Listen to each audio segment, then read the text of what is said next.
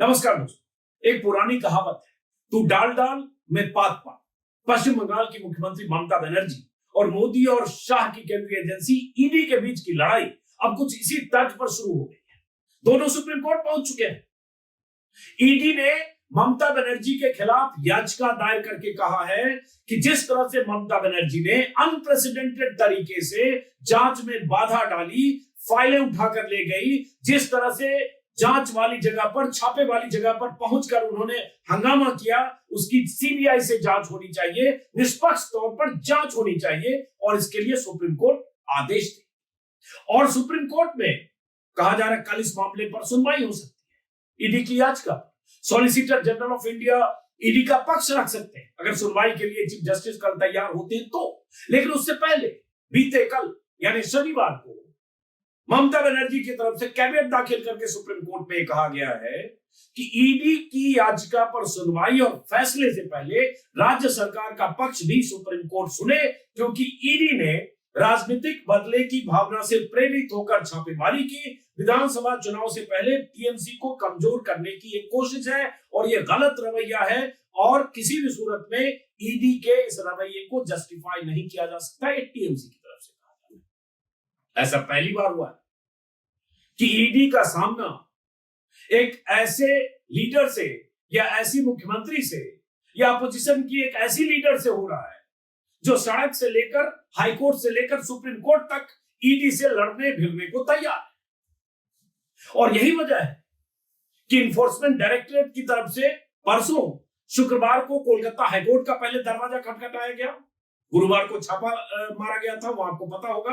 और कोलकाता हाईकोर्ट में इतनी भीड़ हो गई वकीलों की दोनों पक्षों की तरफ से, और इतनी भीड़ हो गई कि कोलकाता हाईकोर्ट की जस्टिस शुभ्रा घोष, जिनकी अदालत में सुनवाई होनी थी, उन्होंने इस मामले को टाल दिया 14 तारीख को। उन्होंने कुछ देर के लिए कहा कि आप लोग जो पक्षकार हैं वो रहे, बाकी लोग बाहर चले जाएं, लेकिन अंदर ही वकीलों में धक्का मुक्की, मारपीट, तू मैं की नौबत हो गई और जो जस्टिस थी वो कोर्ट रूम से बाहर चली, सुनवाई नहीं हो सकी।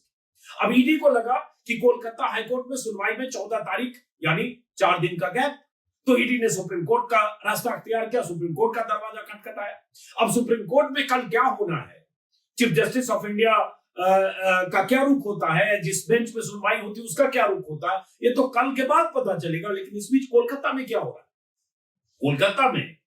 कोलकाता के 2 थानों में ममता बनर्जी की तरफ से ईडी के अधिकारियों और केंद्रीय सुरक्षा बलों के जवानों की तरफ से जो छापेमारी की गई ईडी के अधिकारियों के साथ, जो केंद्रीय सुरक्षा बल के जवान होते, उस छापेमारी को लेकर 2 एफआईआर दर्ज कराई गई मुख्यमंत्री ममता बनर्जी की तरफ से 2 अलग अलग थानों। एक वो थाना जहां आईपैक का दफ्तर था, एक वो थाना जहां प्रतीक जैन जो आईपैक के डायरेक्टर हैं, जहां उनका अपार्टमेंट था, जहां वो रहते थे। अब वहां ये हो रहा है, ईडी में क्यों बेचैनी है?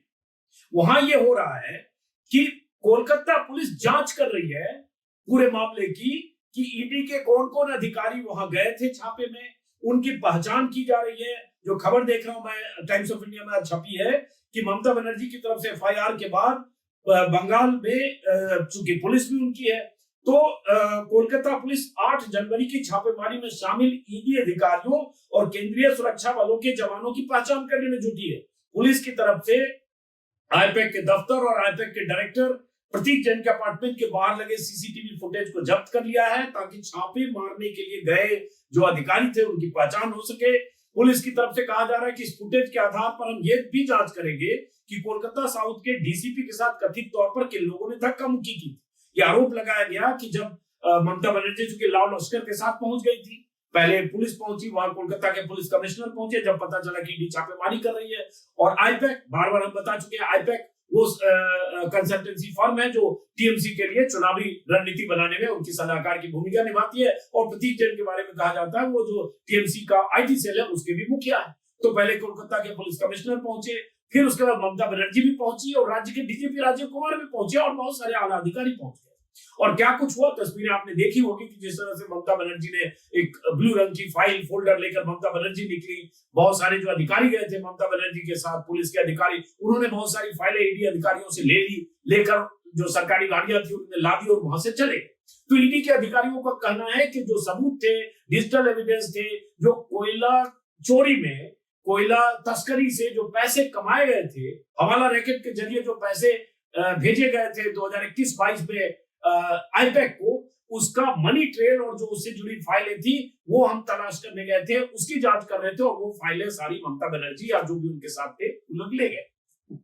लेकिन उस दिन जब पुलिस वाले पहुंचे, ये ईडी का कहना, पुलिस वाले पहुंचे, अब कहा जा रहा है, पुलिस का कहना है, कोलकाता पुलिस का, कि कोलकाता पुलिस के डीसीपी के साथ वहां हाथापाई ईडी के अधिकारियों ने, या जो भी ईडी के अधिकारियों के साथ सुरक्षा बल के लोग थे उन्होंने की, और इसकी जांच अब कोलकाता पुलिस कर रही। मतलब ईडी के अधिकारियों की मुसीबत में वहां बढ़ने वाली। और बंगाल पुलिस और ममता बनर्जी के स्टाइल ऑफ फंक्शनिंग आप जानते हैं, लड़ने भिड़ने पर ममता बनर्जी आती है तो उसी टकराव की का अंदेशा है ईडी के अधिकारियों को। इसमें कहा जा रहा है टाइम्स ऑफ इंडिया के मुताबिक सीसीटीवी फुटेज को फॉरेंसिक जांच के लिए भेज दिया गया। मतलब फुटेज पहले ही जब्त कर लिया, जबकि ईडी के अधिकारी चाहते थे वो फुटेज उन्हें मिले, लेकिन कोलकाता पुलिस ने पहले जब्त कर लिया। खबर के मुताबिक एक थाने की पुलिस की तरफ से प्रतीक जैन के अपार्टमेंट के गार्ड से लेकर मैनेजर के साथ साथ प्रतीक जैन और उनके परिवार के बयान दर्ज किए जाएंगे। उनसे पूछा जाएगा मतलब कि कौन अधिकारी आया, कैसे आया, कौन फाइल ले गया। दूसरे थाने की पुलिस सॉल्ट लेक इलाके में आईपैक के अधिकारी, आईपैक के कर्मचारी, स्टाफ, क्योंकि वहां भी छापे मारे गए थे, उनके बयान दर्ज करेगी। फिर छापे में शामिल ईडी के अधिकारियों की पहचान करके उन्हें जांच में शामिल होने के लिए नोटिस भेजा जाएगा, उनके बयान दर्ज किए जाएंगे। पुलिस कर रही है, कोलकाता पुलिस, कि सारी जांच कायदे कानून के हिसाब से हो। अब ईडी के अधिकारियों में बेचैनी ये है कि अगर सुप्रीम कोर्ट से इस मामले में जांच के आदेश, या सुप्रीम कोर्ट ने दखल नहीं दिया या हाईकोर्ट ने दखल नहीं दिया, देर हुई, तो कहीं कोलकाता पुलिस ओवर एक्टिव होकर ईडी के अधिकारियों के खिलाफ मामला दर्ज करके, आइडेंटिफाई करके, अभी अज्ञात अधिकारियों के खिलाफ दर्ज है, उनके खिलाफ कोई एक्शन न ले, तो ये एक तरह से सीधे सीधे टकराव का मामला है। इसलिए मैंने शुरू में कहा, तू डाल डाल मैं पात पात। मतलब ईडी ने जिस तरह से छापे मारी, और ईडी बीते 11 साल से ईडी की तरफ से, सीबीआई की तरफ से, इनकम टैक्स की तरफ से, केंद्रीय एजेंसियों की तरफ से बीते 11 सालों में जिस तरह से छापेमारी की जा रही है, जिस तरह से विपक्षी शासित राज्यों में टारगेटेड ढंग से विपक्ष के नेताओं के खिलाफ छापेमारी की जा रही है, मुकदमे दर्ज किए गए, शिकंजा कसा गया हर चुनाव के पहले, चाहे झारखंड चुनाव हो, हेमंत सोरेन को जेल जाना पड़ा इस्तीफा देकर, चाहे महाराष्ट्र में हो, चाहे हरियाणा में हो, जहां भी चुनाव होता है वहां केंद्रीय एजेंसियां सक्रिय होती है, चाहे राजस्थान चुनाव 2023 का। और यही ममता बनर्जी का कहना है कि चुनाव के ठीक 3 महीने पहले 2020-21 के मामले में 5 साल बाद ईडी अचानक सक्रिय होकर फाइल, कोयला तस्करी के ट्रेल, मनी ट्रेल या उससे जुड़ी फाइल तलाश करने उस कंसल्टेंसी फर्म के दफ्तर और उसके डायरेक्टर के घर जाती है, जो टीएमसी के लिए उम्मीदवारों की लिस्ट बनाने से लेकर गाने, जिंगल, जो भी उनकी चुनावी रणनीति बनाने से लेकर हर तरह की चुनावी जो बिसात बिछाई जाती है, उसमें मुख्य भूमिका आईपैक की होती है। ममता बनर्जी ने तो कहा हमारे उम्मीदवारों का नाम, हमसे, हमारी पार्टी से जुड़े दस्तावेज, वो सब ईडी जब्त करने के इरादे से आई थी, कुछ जब्त करके ले भी गई, ऐसा उन लोगों का, टीएमसी के नेताओं का कहना। तो कुल मिलाकर देखें, टकराव उस दिशा में जा रही है जो आज तक, जैसी खबर, जो घटना आज तक हमने ऐसी देखी नहीं। ईडी की तरफ से क्या कहा जा रहा है? ईडी की तरफ से कहा जा रहा है कि कोयला तस्करों का एक सिंडिकेट, जो करोड़ों की अवैध कमाई जिसने की थी, और मनी, उस सिंडिकेट की करोड़ों की कमाई में से 20 करोड़ रुपए मनी लॉन्ड्रिंग के जरिए आईपैक तक पहुंचे थे, और आईपैक की गोवा यूनिट के पास गए थे जब 2021-22 में आईपैक गोवा के प्रभारी के तौर पर प्रतीक जैन थे, जो मौजूदा डायरेक्टर है, और गोवा में टीएमसी चूंकि चुनाव लड़ रही थी, इसलिए उनको फंड किया गया था, और कई लेवल से गुजरते हुए 5-6 लोगों के जरिए हवाला का काम ऐसे ही होते, एक ने दूसरे को दिया, दूसरे ने तीसरे को दिया, तीसरे ने चौथों को दिया।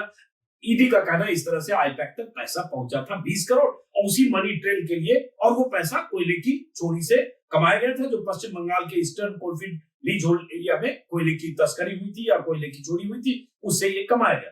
अब सवाल ये उठता है, जो टीएमसी के अधिकारी कर रहे हैं, ये माफ करें, टीएमसी के नेता कर रहे हैं, वह 2021 में तो प्रशांत किशोर आईपैक के चेहरे थे, आईपैक के सर्वे सर्वा थे, डायरेक्टर थे, आज 3 डायरेक्टर हैं, तब प्रशांत किशोर भी डायरेक्टर थे, बाद में उन्होंने 2022 में छोड़ दिया जब उन्होंने बिहार में चुनाव लड़ने का फैसला किया। लेकिन 2021 में पश्चिम बंगाल में टीएमसी की चुनावी कमान प्रशांत किशोर ने संभाली थी, प्रशांत किशोर ही सब कुछ थे, all in all Prashant Kishor थे। तब प्रशांत किशोर के वक्त अगर ये मामला दर्ज हुआ, और तब अगर हवाला के जरिए टीएमसी की कंसल्टेंसी फर्म, टीएमसी के लिए काम करने वाली संस्था आईपैक को अगर पैसे गए तो 5 साल बाद अगर केंद्रीय एजेंसियां ऐसे अचानक पहुंचती है तो इसका मतलब क्या? प्रशांत किशोर तो 3 साल से बिहार में बैठे रहे, उनसे तो कोई पूछने नहीं गया। ये टीएमसी के लीडर्स कर रहे हैं। प्रशांत किशोर ने बिहार में मदद की, बीजेपी की, विपक्ष के वोट बटे और इसलिए प्रशांत किशोर पर मेहरबान केंद्रीय एजेंसियां रही। और यहाँ प्रशांत किशोर के वक्त का जो अगर ये हवाला के जरिए पैसा पहुंचा तो उसकी जांच अब हो रही है, जबकि जेल डायरेक्टर ये टीएमसी के नेता का है। अब ममता बनर्जी का ये तेवर बहुत कुछ कहता है। आपने देखा होगा जिस तरह से ममता बनर्जी वहां पहुंची। बहुत सारे लोग कह सकते हैं कि फेडरल स्ट्रक्चर, दो पक्ष है, एक की इस तरह से केंद्रीय एजेंसियों का विपक्ष शासित राज्यों में छापा मारना, दूसरा पक्ष ये है कि मुख्यमंत्री को क्या वहां जाना चाहिए था, उस तरह से जांच में व्यवधान करना चाहिए था। तीसरा फिर एक इंडिपेंडेंट ओपिनियन है कि जब किसी के पास कोई विकल्प नहीं हुआ, एजेंसियां ऐसे काम कर रही है तो कोई करे क्या। तो अब ये सुप्रीम कोर्ट के गेम सुप्रीम कोर्ट के पाले में है। ईडी की तरफ से कहा जा रहा है कि सीबीआई जांच हो और जो ममता बनर्जी का रवैया है, जिस तरह से वहां से जानबूझकर जांच में बाधा दी गई, स्टेट मशीनरी ने जिस तरह से वह हंगामा किया या फाइलें उठाकर ले गए, फाइल चोरी की गए, तमाम बातें ईडी की तरफ से अपने पिटीशन में पहले जो हाईकोर्ट में हो उसमें भी कहा गया। अब ममता बनर्जी का रवैया और तेवर और सख्त है। अभिषेक बनर्जी का एक बयान देख रहा था जिसमें अभिषेक बनर्जी ने कहा कि बीजेपी अगर सोचती है कि ईडी है, इलेक्शन कमीशन ईडी है, ईसी हमें रोक लेगा तो गलतफहमी है। हम भले ही मर जाएं लेकिन दिल्ली के सामने झुकने वाले नहीं। और यही तेवर ममता बनर्जी है। ममता को भी पता है 3 महीने बाद चुनाव है, अगर अभी से तने नहीं तो आगे पता नहीं क्या होगा। और ममता बनर्जी ने ऐसा लग रहा है जैसे इसे ही ईडी की छापेमारी को, केंद्र सरकार की मंशा को इस चुनाव का सबसे बड़ा मुद्दा बना लिया है। और सबसे बड़ा मुद्दा ऐसे बनाया कि जब परसों ममता बनर्जी सड़क पर निकली थी, जिस दिन दिल्ली में टीएमसी के कार्यकर्ता, टीएमसी के सांसद दिल्ली में प्रदर्शन कर रहे थे गृह मंत्रालय के बाहर, वहां सड़क पर जब कोलकाता में निकली और 2 घंटे 1.5 घंटे तक सड़क पर मार्च करने के बाद उन्होंने जो भाषण दिया, उस भाषण में जिस तरह से उन्होंने अमित शाह को घेरा, केंद्रीय गृह मंत्री के खिलाफ जिस तरह से मोर्चा खोला, केंद्रीय गृह मंत्री के खिलाफ जिस तरह से बयान दिया ममता बनर्जी ने, जो दावा किया कि हमारे पास एक ऐसा पेन ड्राइव है जिसमें शुभेंदु अधिकारी के जरिए कोयला तस्करी का पैसा अमित शाह को जाता है, ये मेरे पास है, अगर तुमने लक्ष्मण रेखा लांघी तो मैं भंडाफोड़ कर दूं। ये अपने आप में बहुत बड़ा बयान है। हालांकि उस मामले में भी शुभेंदु अधिकारी की तरफ से ममता बनर्जी को मानहानि का नोटिस दिया गया कि 72 घंटे में आप अपनी बात, जो आप आरोप लगा रहे हैं, उसका सबूत दीजिए, वरना हम क्रिमिनल डिफेमेशन करेंगे। लेकिन ममता बनर्जी का वो बयान, वो कहना, वो तेवर, वो आक्रामकता बहुत मायने रखता है कि ये लड़ाई, इसलिए मैंने कहा ये लड़ाई अगले 3 महीने तक सड़क से लेकर सुप्रीम कोर्ट, हाई कोर्ट तक में लड़ी जाएगी। और ममता बनर्जी किसी सूरत में पीछे हटने को तैयार नहीं। मैं चाहता हूँ वो बयान जो ममता बनर्जी का था वो जरूर सुनो। বলছে কয়লার টাকা কে খায়? অমিত শাহ খায়, হোম মিনিস্টার। কি করে খায়? গদ্দারের থ্রুতে টাকা যায়। গদ্দার অ্যাডপ্টেড সন হয়ে গেছে। জগন্নাথের থ্রুতে টাকা যায় শুভেন্দু অধিকারীর কাছে, আর শুভেন্দু অধিকারীর থ্রুতে টাকা যায় অমিত শাহর কাছে। শুনুন, আপনাদের ভাগ্য ভালো এখনো যে আমি চেয়ারে আছি বলে না ওই পেন ড্রাইভ গুলো বাইরে বের করে দিই না। বেশি লাগালে কিন্তু বলে দিচ্ছি আমার কাছে সব পেন ড্রাইভ করা আছে, আমি কিন্তু ভান্ডা ফাঁস করে দেবো। আমি একটা জায়গা পর্যন্ত সৌজন্যতা মেনটেন করি, বাট মনে রাখবেন লক্ষণের সীমারেখা একটা আছে, দণ্ড কাটা একটা দণ্ডি আছে। লক্ষ্মণের দণ্ডি পেরিয়ে গেলে কিন্তু আর সামলে রাখতে পারবেন না। আমি অনেক কিছু জানি, বলি না শুধু দেশের স্বার্থে। আমি মুখ খুললে কাল সারা পৃথিবীতে হইচই হবে, কিন্তু আমি করি না, দেশটাকে ভালোবাসি বলি। पहली बार किसी मुख्यमंत्री ने सीधे सीधे केंद्रीय गृह मंत्री पर इतना बड़ा आरोप लगा दिया, या ऐसा दावा कर दिया, सनसनीखेज दावा कि हमारे पास कोई पेन ड्राइव है। अब शुभेंदु अधिकारी ने जो मानहानि का नोटिस ममता बनर्जी को इस बयान की वजह से दिया, उसका जवाब ममता क्या देती है, ममता बनर्जी की तरफ से जवाब आता है या नहीं, ये तो अगले 2 दिन में पता चलेगा जब 72 घंटे की मियाद पूरी होगी। लेकिन सुप्रीम कोर्ट में कल होने वाली सुनवाई में सुप्रीम कोर्ट का रुख क्या होता है, ये वो मायने रखता है। प्रथम दृष्टया सुप्रीम कोर्ट इस पर ऐतराज जरूर कर सकता है कि एक सिटिंग चीफ मिनिस्टर जांच के दौरान उस तरह से क्यों पहुंची। सिटिंग चीफ मिनिस्टर और उनके साथ अधिकारियों का अमला वहां जाकर और उस तरह से हंगामा करना या उस तरह से जांच में व्यवधान करके फाइलें ले जाना, इस पर हो सकता है सुप्रीम कोर्ट ऐतराज जताए। लेकिन सरकार की तरफ से जो पक्ष रखा जाएगा, कल वो भी देखना होगा कि सरकार का, पश्चिम बंगाल की सरकार की तरफ से कैसे पक्ष रखा जाता है और सुप्रीम कोर्ट क्या ऑर्डर करता है। ईडी की तरफ से कहा जा रहा है, ईडी की तरफ से याचिका में कहा जा रहा है कि इसकी सीबीआई जांच हो। तो सीबीआई अब जांच के आदेश सुप्रीम कोर्ट देता है कि नहीं वो तो कल पता चलेगा, लेकिन सीबीआई भी तो केंद्र की एजेंसी है। जैसे ईडी है वैसे सीबीआई है, वैसे इनकम टैक्स है, सबका मालिक एक है। सीबीआई जांच करेगी तो वही करेगी जो ईडी चाहती है, सीबीआई वही जांच करेगी जो अमित शाह और मोदी चाहते हैं, सीबीआई वही जांच करेगी, उसी तरह से जांच करेगी जो ममता बनर्जी के खिलाफ हो। सबकी डोर, सबकी कमान एक जगह है। तो क्या सुप्रीम कोर्ट ये आदेश देता है? और दूसरी बात, ममता बनर्जी की पुलिस जिस तरह से उन अधिकारियों के खिलाफ एफआईआर दर्ज करके जांच की दिशा में बढ़ रही है, क्या ये टकराव किसी और तरफ जाता है? पश्चिम बंगाल के जो गवर्नर है उन्हें भी बीजेपी नेताओं ने, उन्हें भी चिट्ठी लिखी है, बीजेपी की तरफ से चिट्ठी लिखी गई है, क्योंकि एक संवैधानिक संकट का भी मसला हो सकता है। क्या ममता बनर्जी के खिलाफ मोदी और शाह कोई बड़ा फैसला लेने की भी सोच सकते हैं? ये भी देखने की बात होगी। तो अगर ममता बनर्जी के तेवर को देखें तो उससे ये तो साफ है कि पश्चिम बंगाल के चुनाव का सबसे बड़ा मुद्दा ईसी, ईडी और मोदी और शाह की जो टैक्टिस है उसको निशाना बनाकर, उसको टारगेट करके ममता बनर्जी बनाने वाली। कल ममता बनर्जी ने 2 पन्ने की एक चिट्ठी भी लिखी है इलेक्शन कमीशन को भी, 2 पन्ने की है, 3 पन्ने इलेक्शन कमीशन को भी चिट्ठी लिखी और लगातार ममता बनर्जी इलेक्शन कमीशन पर भी आरोप लगा रही है कि जिस तरह से इलेक्शन कमीशन टारगेटेड ढंग से एसआईआर करके बहुत सारे लोगों के नाम हटाए छोड़े जा रहे हैं। ममता बनर्जी ने जो चिट्ठी लिखी कल ज्ञानेश कुमार को, उसमें 3 पन्ने की चिट्ठी है। उसमें उन्होंने कहा कि चुनाव आयोग द्वारा चल रहे विशेष गहन परीक्षण के दौरान साधारण नागरिकों को लगातार परेशान करने के तरीके से मैं स्तब्ध और व्यथित हूं। अंग्रेजी में उसका हिंदी बता रहा हूं। सुनवाई की प्रक्रिया अब ज्यादातर मशीनी हो गई, पूरी तरह से तकनीकी डेटा पर आधारित है। इसमें मन की लगन, संवेदनशीलता और ह्यूमन टच की पूरी तरह से कमी है। यह चौंकाने वाला है कि एक ऐसी एक्सरसाइज हो रही है जो जिसमें 77 मौतें हो चुकी हैं, 4 लोग आत्महत्या के प्रयास कर चुके हैं, 17 लोग बीमार होकर अस्पताल में भर्ती हैं। यह सब डर, धमकी, डराने, धमकाने और इसी द्वारा बिना योजना के लिए किए गए अभ्यास के कारण हो रहा है। और बहुत कुछ आरोप लगाया कि भी पता चलता है कि लॉजिकल डिस्क्रिपेंसीज जो वास्तव में पूरी तरह से इलॉजिकल है, केवल कुछ निर्वाचन क्षेत्रों में चुनिंदा रूप से निशाना बनाई जा रही है, इसमें पॉलिटिकल बायस है, पक्षपात है। ये सीधे सीधे आरोप लगाया ममता बनर्जी ने। ममता बनर्जी ने कहा है कि यह परेशान करने वाला पैटर्न है, जिससे पता चलता है कि राजनीतिक पक्षपात और एक संवैधानिक संस्था द्वारा तानाशाहीपूर्ण व्यवहार किया जा रहा है, जो संवैधानिक संस्था के रूप में काम करने वाली ईसी इलेक्शन कमीशन से जिसकी उम्मीद नहीं है। ईसीआई ऐसे स्तर पर उतर आई जो समझ से परे है, लोकतांत्रिक समाज के लिए चिंताजनक है। साथ में आखिर में ये भी लिखा है कि मुझे पता है कि आप जवाब नहीं देंगे या स्पष्टीकरण नहीं देंगे, लेकिन मेरा कर्तव्य है कि आपको बताऊं। मतलब लिखा है, though I know you won't reply और clarify but it is my duty to inform you of the details. और ममता बनर्जी के दस्तखत है। तो ममता बनर्जी ईसी और ईडी से टकराने के लिए अब उन्होंने एक तरह से अपना आखिरी दाव चल दिया है चुनाव के पहले।